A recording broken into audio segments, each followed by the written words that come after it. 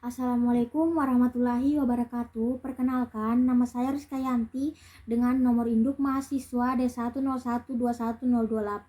Di sini saya akan menjelaskan mengenai sengketa maritim antara Kenya dan Somalia. Dalam pembuatan video ini untuk memenuhi tugas mata kuliah hukum internasional. Maritim antara Kenya dan Somalia. Perselisihan yang melibatkan dua negara di benua Afrika tersebut dipicu oleh sengketa perbatasan laut. Baik Kenya dan Somalia memiliki pandangan yang sama tentang perairan teritorial Samudra Hindia. Pada awalnya, Somalia menuduh Kenya memberikan hak eksplorasi sumber daya kepada perusahaan multinasional Total dan Eni di perairan yang disengketakan. Somalia mengajukan tuntutan terhadap Kenya di Mahkamah Internasional pada Agustus 2014. Kedua tetangga Afrika Timur itu memperdebatkan 160.000 km persegi di wilayah Samudra Hindia dengan prospek cadangan minyak dan gas yang besar. Perselisihan tersebut berasal dari interpretasi yang saling bertentangan tentang bagaimana batas-batas yang harus diperluas ke Samudra Hindia. Klaim Somalia adalah bahwa batas selatannya harus membentang ke tenggara sebagai perpanjangan dari perbatasan darat. Pendapat Kenya adalah bahwa perbatasan Somalia harus berbelok kira-kira 45 derajat di garis pantai yang berjalan dalam garis lintang. Ditentang kontestasi diplomatik antara keduanya, proses pengadilan telah berlangsung selama hampir 7 tahun. Pada Maret 2020, Kenya mengumumkan bahwa mereka tidak akan lagi berpartisipasi dalam proses pengadilan. Kenya menyatakan bahwa ada batas tersebut yang ditetapkan pada tahun 1979. Nairobi mengklaim bahwa batas tersebut menempatkan 160.000 km persegi yang disengketakan di wilayah Kenya. Batas itu dihormati oleh kedua negara hingga 2014, ketika Somalia membawa Kenya ke Mahkamah Internasional untuk memperdebatkan kepemilikannya. Pemerintah Pamajo menentang posisi Kenya dan dipercaya bahwa Somalia hanya bisa mendapatkan keadilan dari Mahkamah Internasional. Kenya juga mempertanyakan komposisi bangku yang menangani kasus tersebut. Dalam penetapan zona ekonomi eksklusif Somalia dan landas kontinen tidak boleh dilakukan sesuai dengan prinsip jarak yang sama, melainkan dengan cara penerapan prinsip-prinsip yang adil, yang menyatakan bahwa keputusan yang dibuat harus berpedoman pada kesetaraan dan keadilan, tidak harus jarak landas kontinen. Hingga saat ini, Kenya mengklaim bahwa ada pihak ketiga dengan kepentingan komersial yang tertarik dengan kasus tersebut. Pada tahun 2014, Somalia membawa Kenya ke ICJ karena melanggar batas wilayah maritimnya. Meskipun ada nota kesepahaman yang memandu operasi mereka di wilayah yang disengketakan, meskipun Kenya memprotes ICJ untuk menyelesaikan perselisihan, Somalia mengesampingkan kemungkinan penyelesaian di luar pengadilan. Somalia juga meminta pengadilan untuk memberikan ganti rugi dari Kenya atas dasar bahwa tindakan mereka tersebut di wilayah itu melanggar kedaulatan dan integritas teritorialnya. Pada Februari 2019, Kenya mengumumkan pengusiran duta besar Somalia untuk Kenya dan penarikan duta besar dari Mogadishu dengan klaim bahwa Somalia telah melelang blok minyak di wilayah yang disengketakan. Baik, selanjutnya yaitu upaya penyelesaian sengketa maritim antara Kenya dan Somalia dalam perspektif hukum internasional. Penyelesaian konkurensi pada bidang aturan laut sebelum Konvensi Hukum Laut 1982 dilakukan pada kerangka penyelesaian konkurensi internasional pada umumnya. Dalam hal ini, konkurensi aturan bahari diselesaikan melalui prosedur dan institusi peradilan internasional yang sudah ada. Misalnya Mahkamah Internasional atau ICJC. Konvensi Hukum Laut 1982 menyediakan suatu sistem penyelesaian konkurensi yang sangat kreatif, dilihat berdasarkan perkembangan peradilan internasional. Prosedur konferensi ini adalah yang pertama kali yang bisa mengarahkan negara-negara peserta mendapat mekanisme memaksa atau compulsory prosedur.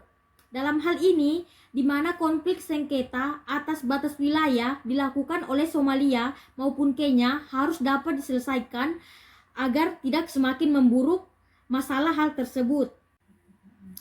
Kenya telah menyatakan bahwa mereka lebih memilih untuk menyelesaikan masalah perbatasan di luar pengadilan.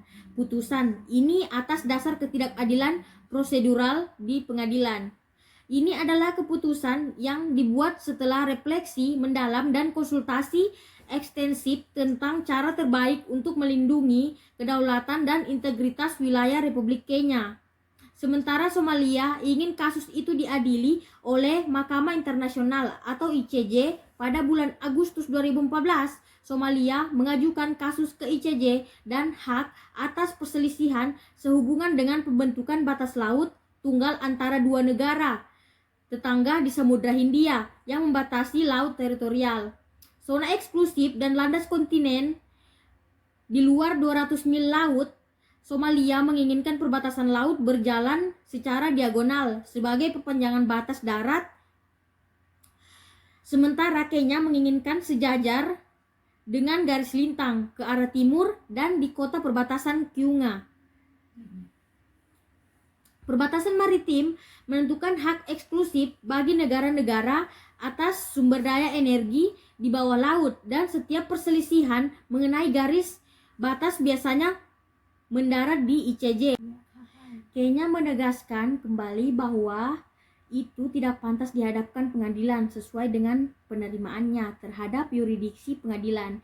Kenya menggarisbawahi bahwa sementara tidak ada keraguan tentang manfaat kasusnya, ketidakadilan prosedural telah meninggalkan keraguan apakah keadilan substantif akan dilakukan. Kenya kembali menyatakan bahwa seharusnya Somalia tidak diseret ke pengadilan hanya karena agenda ekspansionis negara tetangga itu.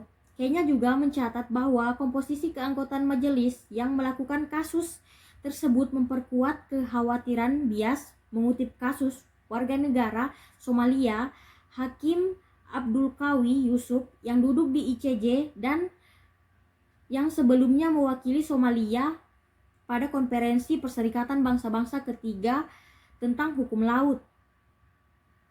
Selain itu, dalam menegaskan dan memaksakan yurisdiksinya kepada Kenya atas masalah ini dan gagal untuk menghargai sepenuhnya keberatan Kenya dalam deklarasi klausul opsionalnya di statuta ICJ, pengadilan merampas kesempatan para pihak untuk memiliki perselisihan diselesaikan dengan cara yang sesuai dan tidak bermusuhan, yang sebenarnya telah disetujui sendiri oleh Somalia di bawah Memorandum of Understanding 2009, sebuah instrumen yang telah ditegaskan ICJ sebagai perjanjian yang sah. Kenya juga telah memberitahu pengadilan bahwa kepentingan komersial pihak ketiga yang berpengaruh memicu kasus tersebut yang mengancam akan mengganggu stabilitas, perdamaian, dan keamanan kawasan yang sudah rapuh.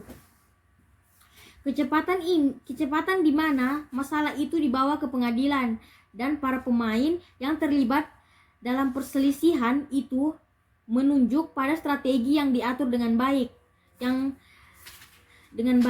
untuk mengadu domba negara-negara satu sama lain dengan mengabaikan situasi keamanan yang penting di wilayah tersebut. Pihak ketiga yang berpengaruh berniat menggunakan ketidakstabilan di Somalia untuk memajukan kepentingan komersial predator dengan sedikit memperhatikan perdamaian dan keamanan di wilayah tersebut. Kenya telah menganjurkan solusi diplomatik. Preferensi Kenya untuk menegosiasi mencerminkan program perbatasan Uni Afrika yang mendorong negara-negara untuk menyelesaikan perselisihan melalui negosiasi bilateral atau dalam arsitektur perdamaian dan keamanan Uni Afrika. Solusi diplomatik di mana kedua negara dapat membuat penawaran dan penawaran balasan termasuk kemungkinan berbagai sumber daya di wilayah dan yang diperebutkan. Keindahan diplomasi adalah bahwa banyak kartu dapat dipermainkan termasuk perlindungan rezim, masuknya Somalia ke dalam komunitas Afrika Timur serta akses ke pasar, lembaga akademik, atau pembentukan rezim jangka panjang antara kedua negara. Penyelesaian ini juga berhenti akibat melanda pandemi COVID-19 sehingga sampai sekarang belum adanya penyelesaian walaupun dilakukan secara virtual. Namun, Kenya merasa bahwa ada sesuatu ketidakadilan bagi negara Kenya. Delimitasi batas maritim antar negara merupakan penentuan batas daerah atau kekuasaan antara satu negara menggunakan negara lain atau tetangganya pada laut. Pada tahun 2017, Mahkamah Internasional atau ICJ merongoh yurisdiksi buat mengadili konkurensi maritim antara Somalia dan Kenya. ICJ menyatakan bahwa sehabis sidang yang dilakukan mereka akan membutuhkan ketika lebih kurang 4-6 bulan lagi buat melakukan pertimbangan dan menaruh keputusan atas konkurensi perbatasan ini. Sebagaimana kebanyakan institusi internasional lainnya, ICJ tidak mempunyai prosedur buat memaksa Kenya supaya balik ke prosesi ataupun menjalankan putusannya nanti. Oleh karena itu, hal ini masih menyimpan potensi perseteruan yang akan datang. Baik, terima kasih. Mungkin itu saja penjelasan mengenai kasus yang saya jelaskan tadi, mengenai sengketa maritim antara Somalia dan Kenya. Baik, saya akhiri. Assalamualaikum warahmatullahi wabarakatuh.